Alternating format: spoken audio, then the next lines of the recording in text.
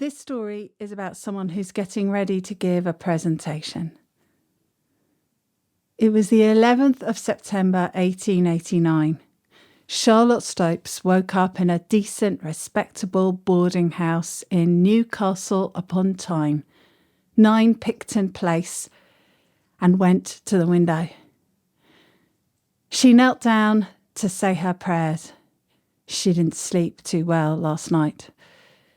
She prayed for her daughter, Winifred. Almighty God, please bless, keep, and protect my beloved daughter. She prays for Marie as well, although Marie doesn't really need protecting. And of course, she prays for her husband, Henry, because a good wife always prays for her husband, no matter what her personal feelings. And then she draws aside the lace of the curtain and looks down onto the street. Newcastle is awake already. She wonders about the people who will be hearing her talk this morning, whether there'll be a lot of them, whether they'll be friendly or hostile, whether she'll have to raise her voice. She goes to the washstand and pours some water from the jug into the basin and washes her face. She's here. If only her school friends could see her now. Oliphant's school was the best school in Edinburgh. No, it was the best school in the world. How she loved it there. She loved learning and finding out about things and being top of the class and winning all those prizes, those books with the illuminated book plates. First prize in everything.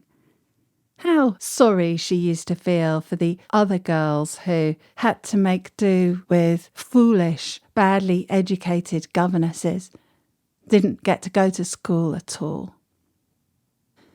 She looks at the chair with her clothes laid out on it, ready to put on.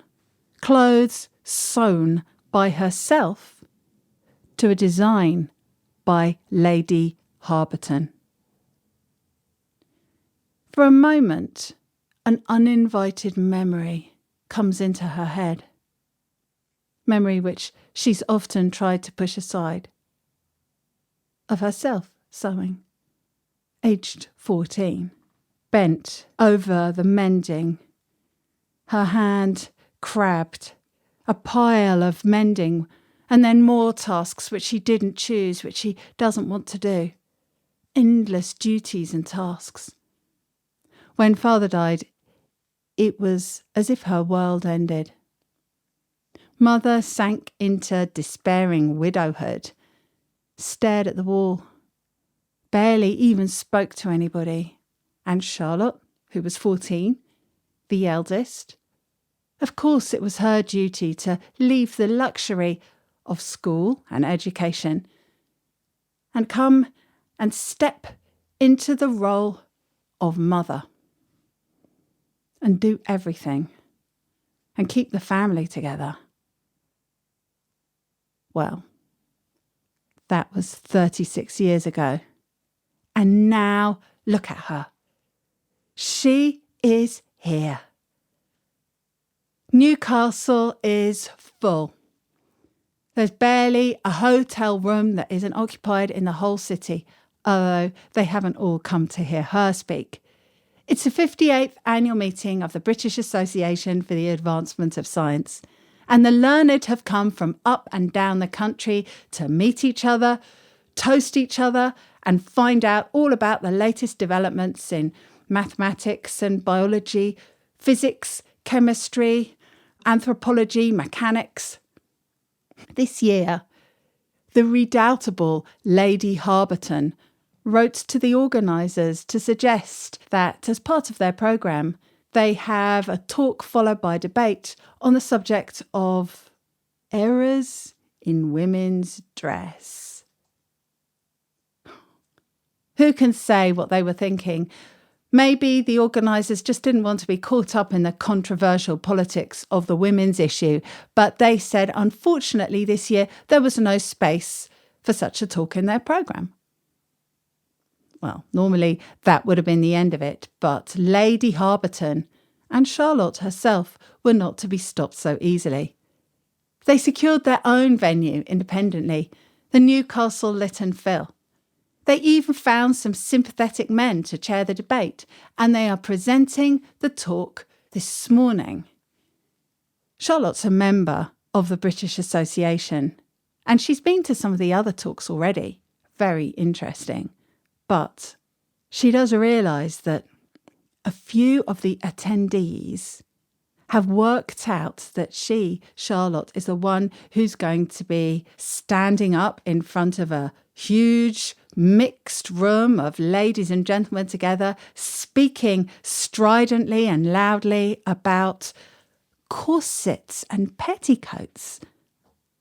And they're looking at her over their fans. Some of them are even tittering, and some of them look a little disapproving, as if almost wondering what kind of a lady she really is. And at that moment, Charlotte feels so angry inside. It's a struggle to keep calm. Well, didn't Shakespeare put it best when he said of Macbeth that he was both temperate and furious in a moment? She goes to the stockings and puts them on. They're very no-nonsense, red wool, soft next to her skin, just like Dr. Jaeger recommends. She puts on the cotton drawers and she puts on the chemise. There's going to be a debate after her talk, and Charlotte is ready for it, thanks to, well, hundreds of debates that she's taken part in at the Edinburgh Ladies Debating Society. She thinks of that room now in Chester Street, or, going back a bit further, Sarah Mare's parents' house in Abercrombie Place. How wonderful it is to be there with all the other ladies, choosing what subjects to debate next. And then maybe if you were the one who was going to be giving the talk, perhaps you would go to the library and find piles and piles of books and read and research, maybe even things in other languages, borrow books from each other, put together an argument with logic and reason. And then, the next month, taking the floor, just like men, speaking aloud to the room, just like men, seconding each other, voting on the evidence, just like men, joyful and also important. She takes the corset and puts it on. This is a comfortable garment which is just tight enough to be supportive. She can remember the first ever time she spoke at the Debating Society.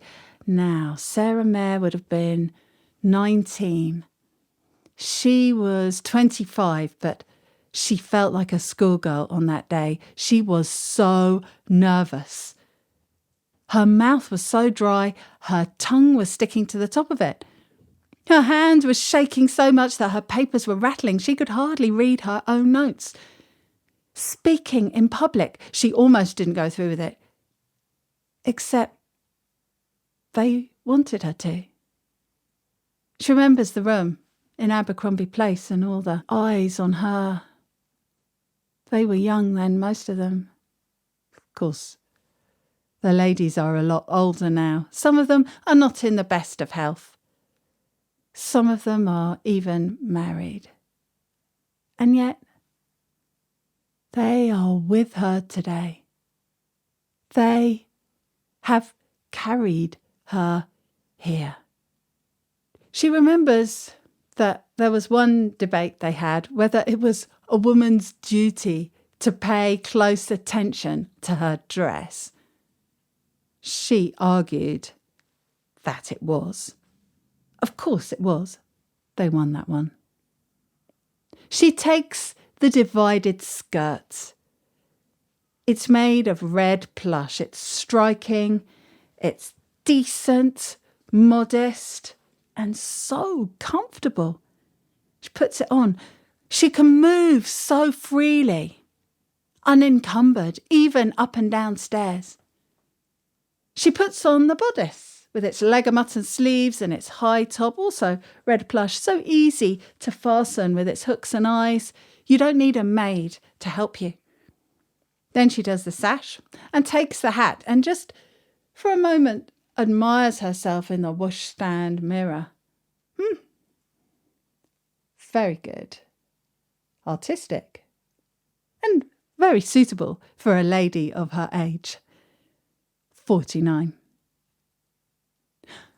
Her skin is still a little damp from the water, and she remembers the feeling of rain on her face, the prickles, the feeling of the fresh wind of the highland against her skin, all those walks, all those adventures and hikes taken in the highlands with her dear friend, wise, kind, beautiful Maggie Laurie.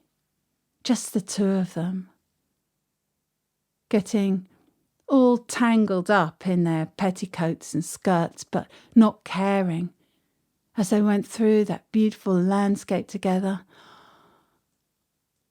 Oh, Maggie. Why did she have to get married so young? They could be walking past the stands of trees, over the hills, the greens and the browns, forever. Maybe that's what heaven is like. Maggie would have loved a pair of bloomers. She looks down at the shoes that she's going to put on. They are flat, just a tiny heel, so comfortable. She could walk 30 miles in shoes like this, but she's only going to be walking 15 minutes to the Newcastle Lytton Phil. Then she looks at the overskirt. She could put this on if she wants, to walk through the streets, just so that she won't get abused for getting her legs out in public. She wonders if she will put it on or not. She remembers there was this debate that they had, a debating society, whether perfect politeness was compatible with perfect sincerity. She had argued that they were not. And so which was she going to choose today? To wear the skirt and be polite, or not? I shall leave her deciding. She didn't know that the lecture hall was going to be packed. Mostly women, but a few men to hear her talk. She also didn't know that the talk, followed by the debate and her extraordinary rational dress, were going to be reported by journalists in over 100 newspapers up and down the country. She didn't know that yet. But she did know that the twists and turns of her life and her experiences had brought her here. She was here. She was ready to stand up in front of everyone and speak.